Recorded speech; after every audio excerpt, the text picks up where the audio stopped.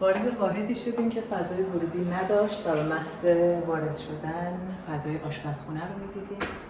با این حرکتی که در طراحی انجام دادیم، یک فضای ورودی، یک فیلتر ورودی، فضای مکس دادیم به این خونه با آشپزخونه، کنسول و یک درب مخفی که وقتی که کارفرما با در واقع صاحب خونه با خریدار داره ورود به فضای سالن نکنه و از این درب وارد فضای آشپزخونه بشه.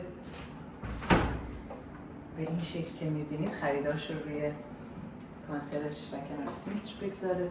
اینجا یک فضای کار داریم، یک کابین کاملا جادار و مفصل، یک میز غذاخوری با ابعاد و استاندارد عالی به اندازه 7 الی 8 صندلی اینجا جا میشه و اینجا یک ستون بیرون زده داشتیم که ما تهدید رو تبدیل به فرصت کردیم. یک فضای کافی بار اینجا طراحی شد، فضای آشپزخونه کشیده در شد.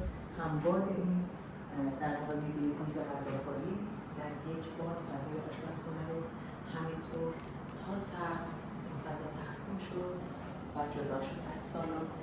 یک فضای شیشه‌ای برای ظروف دکوراتیوشون با شیشه‌های فرنمز.